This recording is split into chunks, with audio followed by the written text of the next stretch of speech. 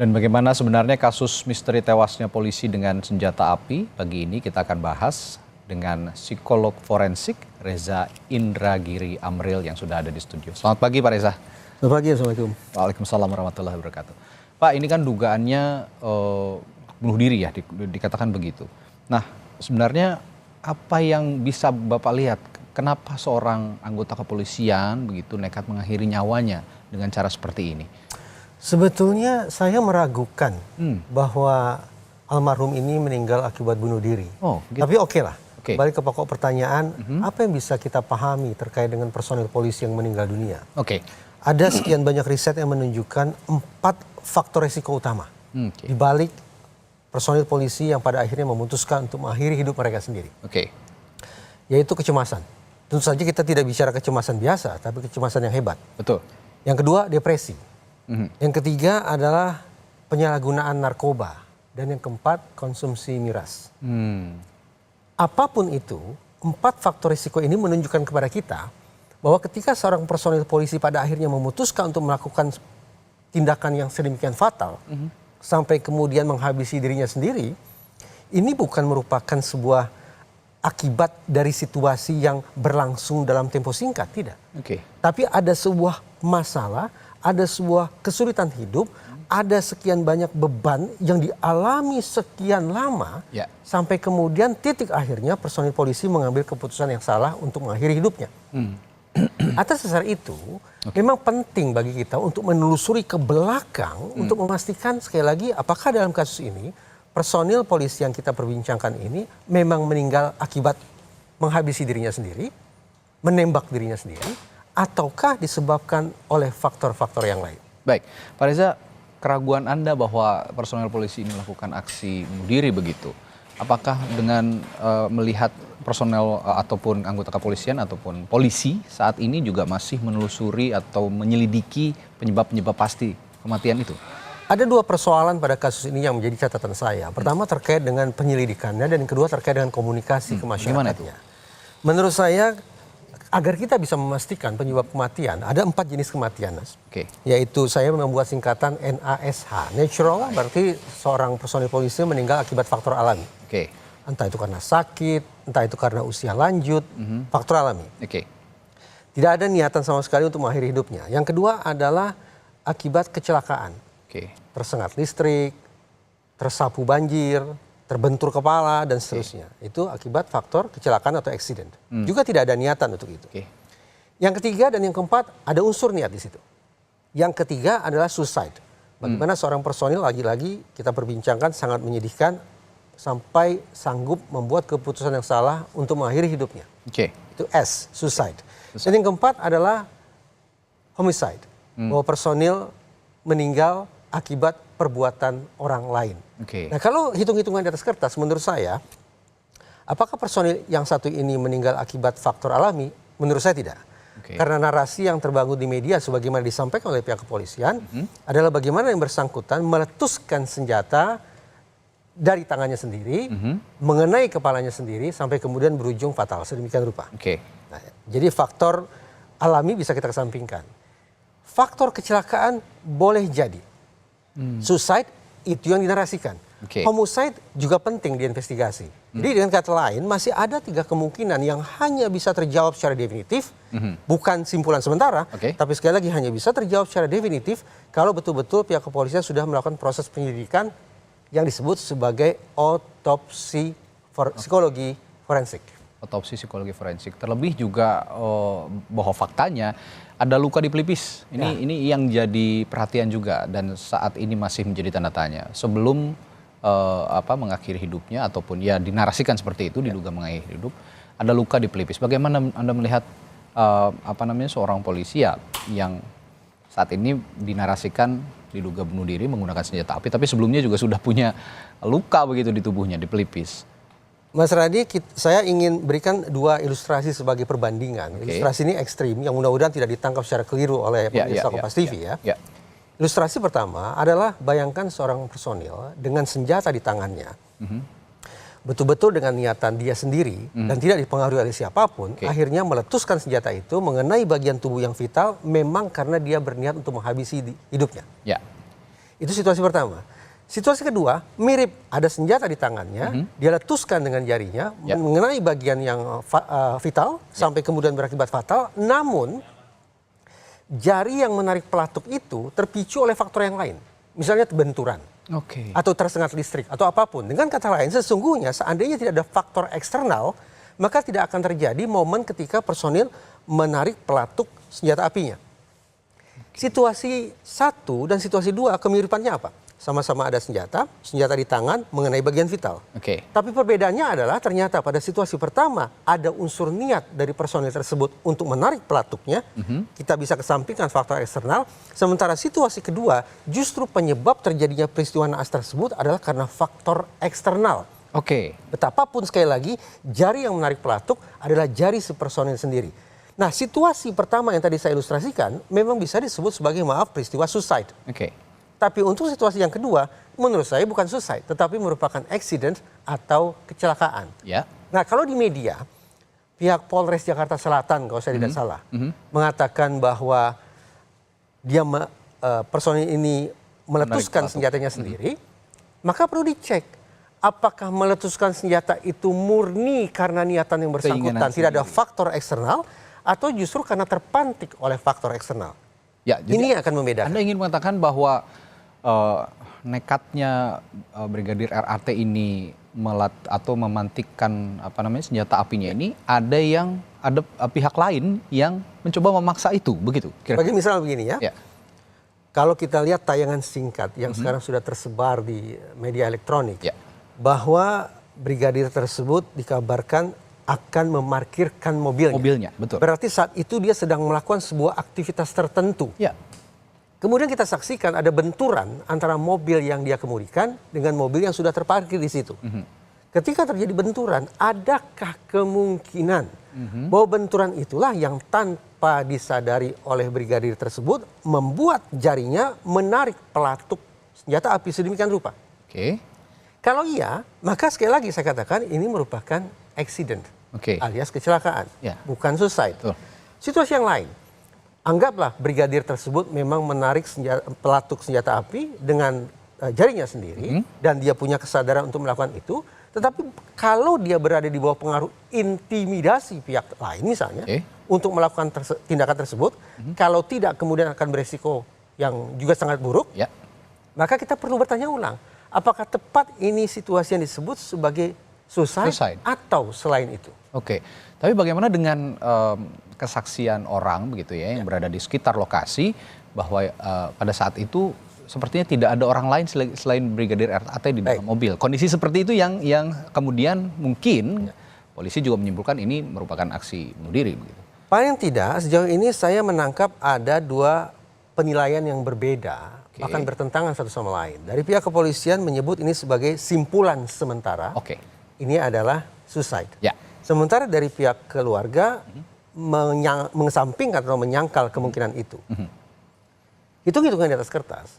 Ketika sudah terjadi kontroversi tentang penyebab kematian seseorang, siapapun itu, maka psikologi forensik mengajukan rekomendasi untuk melakukan otopsi psikologis. Otopsi psikologislah sekali lagi yang akan bisa secara definitif menyimpulkan apakah seseorang meninggal akibat faktor alami, kecelakaan, suicide, ataukah homicide. Nah, bagaimana kemudian metode otopsi psikologi ini berjalan? Pertama adalah dengan melakukan pemeriksaan dokumen terkait dengan kondisi kesehatan personil. Personil ini disebut memiliki senjata api. Silakan datang ke unit psikologi Polda setempat, cek bagaimana kondisi kesehatan yang bersangkutan ketika akan mendapatkan atau memiliki senjata api. Adakah tanda-tanda dia memiliki abnormalitas psikologis tertentu? Akal sehat mengatakan kalau dia memiliki permasalahan hidup yang serius, apalagi katakanlah memiliki gangguan kejiwaan tertentu, maka sudah barang tentu dia tidak akan diizinkan untuk memiliki senpi. Senjata api. Dan demikian sebaliknya. Karena dia sudah diberikan izin untuk memiliki senpi, maka apa gerangan penjelasan bahwa ini disebut sebagai misalnya akibat gangguan kejiwaan atau masalah hidup yang sedemikian hebat termasuk masalah pribadi yang juga diutarakan oleh pihak kepolisian.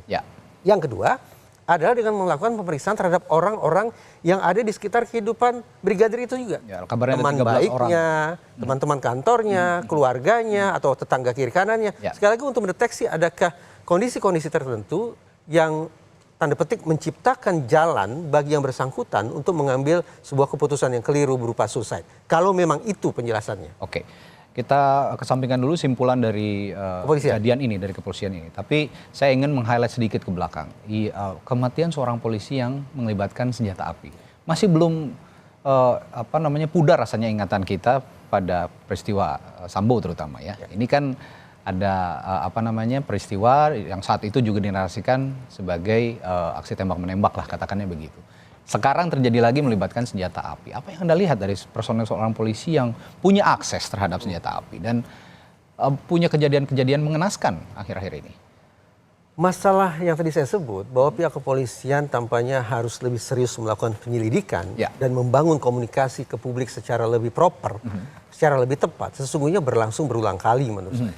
Ambil misal September 2023, Ajudan Kapolda Kaltara juga meninggal sedemikian rupa dan pihak Mapolda seingat saya langsung menyimpulkan itu sebagai suicide. Sampai kemudian Kapolri Jenderal Listio Sigit yang mengirim tim untuk melakukan investigasi secara lebih mendalam.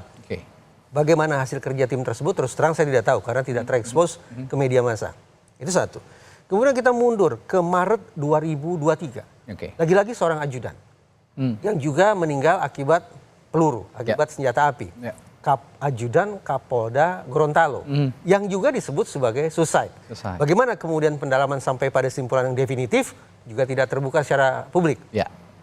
Dalam kasus Sambo, walaupun bukan suicide tetapi homicide, tetapi kita saksikan bagaimana kemudian komunikasi yang terlalu dini dengan metode penyelidikan yang tampaknya tidak terukur yang dilakukan oleh Polres Jakarta Selatan, akhirnya memunculkan kontroversi sampai kemudian membuka aib sendiri dari para oknum tersebut. Nah, apa yang ingin saya katakan? Lagi-lagi ada problem penyelidikan yang tampaknya tidak begitu terukur. Bagaimana mungkin dalam hanya hitungan jam, pihak penyidik sudah bisa langsung menyimpulkan bahwa simpulan sementara ini adalah bunuh diri disebabkan oleh masalah pribadi. Nah, dan yang kedua adalah komunikasi publik.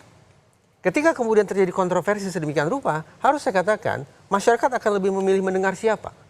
Pihak keluarga kah? Atau pihak kepolisian kah? Ini menjadi bahan introspeksi sesungguhnya.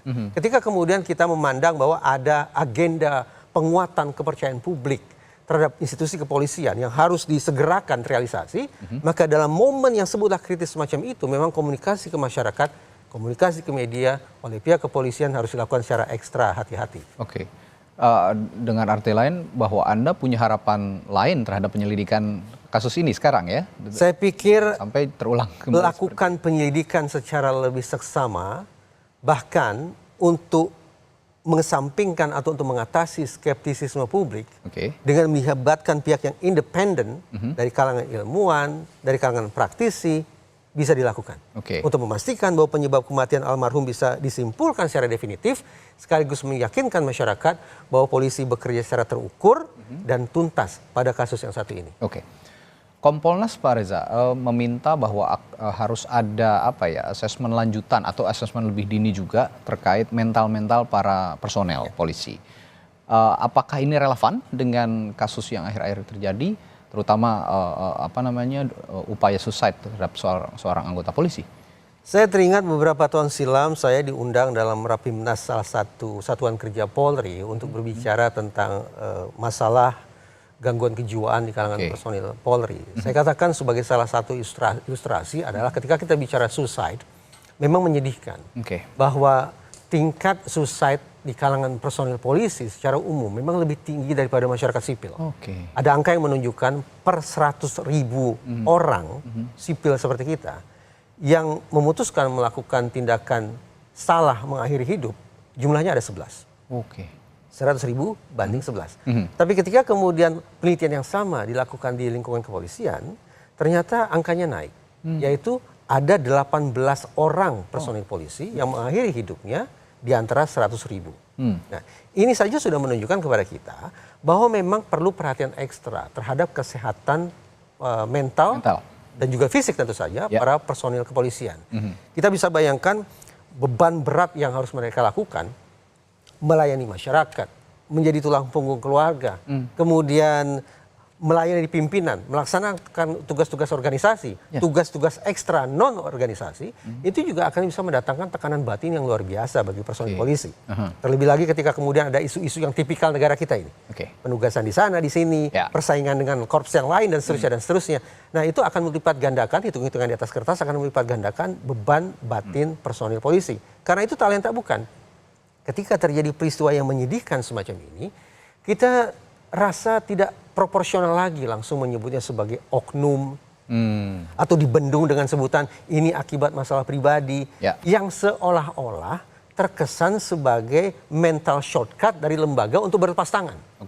Sebutan oknum, sebutan akibat masalah pribadi, seolah lembaga ingin mengatakan organisasi kami sehat, tapi memang ada 1-2 orang yang bermasalah. Nah, itulah yang disebut oknum tadi. Saya pikir itu tidak lagi tepat, tidak lagi mujarab untuk dinarasikan ke publik dengan 2 kata tersebut. Kalau begitu perlukah ada perubahan kultur terhadap sistem berorganisasi sebuah institusi bernama kepolisian atau Polri, dan juga termasuk ya ini sebagai catatan bersama terhadap anggota polisi yang punya akses terhadap senjata api. Perlukah ada kultur termasuk assessment untuk menggunakan senjata Sebenarnya api? sudah lama bahwa setiap personil polisi yang akan memiliki atau diberikan izin membawa senpi kepada mereka akan dikenakan serangkaian tes terlebih dahulu. Tetapi menurut saya memang standarisasi, kemudian juga ketepatan penggunaan instrumen, dan adanya kemungkinan intervensi faktor-faktor eksternal yang bisa mempengaruhi keluarnya hasil tes psikologi personil, itu memang harus dikendalikan seketat mungkin. Kenapa? Karena ada teori ya, misalnya teori efek senjata. Teori ini ingin mengatakan bahwa keberadaan senjata akan membuat orang, termasuk personil polisi, akan berperilaku impulsif. Nah, sekarang kita bayangkan, kalau dampak impulsivitas yang dimunculkan oleh senjata api bertemu atau berjodoh dengan kerapuhan personil polisi, maka potensi terjadinya kekerasan akan sangat tinggi. Tidak hanya kekerasan terhadap masyarakat, tapi juga kekerasan terhadap personil polisi yang bersangkutan. Nah, karena itu sekali lagi, ya ini sebetulnya sudah sekian kali di Kompas TV, saya memberikan garis bawah tentang betapa pentingnya keseriusan berlipat ganda institusi kepolisian bagi kesehatan mental para personil. Terakhir Pak Reza, untuk menjawab keraguan publik terhadap kasus ini terutama yang melibatkan Brigadir RAT, proses penyelidikan yang saat ini berjalan juga sudah dilakukan. Tapi untuk menjawab keraguan publik tadi, apa yang perlu dikemukakan oleh Polri, dan juga jalur penyelidikan yang seperti apa yang diharapkan sebenarnya? Saya berharap pihak kepolisian tidak terlalu terburu-buru menyimpulkan, walaupun katanya simpulan sementara, bahwa ini adalah suicide yang diakibatkan atau dilatar belakangi oleh masalah pribadi. Menurut saya pernyataan itu sebaiknya ditarik. Yang kedua, sesegera mungkin lakukan investigasi secara objektif berbasis pada keilmuan, yang kemudian disampaikan kepada publik tidak hanya simpulan, tapi gambaran umum tentang metode yang digunakan oleh pihak kepolisian untuk sampai pada sebuah simpulan tertentu tentang penyebab kematian almarhum. Apakah itu sekali lagi akibat faktor alami, ataukah kecelakaan, ataukah suicide, atau homicide. Baik, terima kasih. Perbincangan kita pagi hari ini soal diduganya tewas bunuh diri seorang anggota polisi dari Manado yang saat ini masih berjalan proses penyelidikannya. Semoga ada titik terang dan polisi juga bisa memberikan keterangan ataupun proses penyelidikan yang seterang-terangnya kepada publik agar tidak ada keraguan. Terima kasih Pak Reza Indragiri, psikolog forensik yang telah bergabung dan membagi perspektifnya pagi hari ini di Sapa Indonesia Pagi.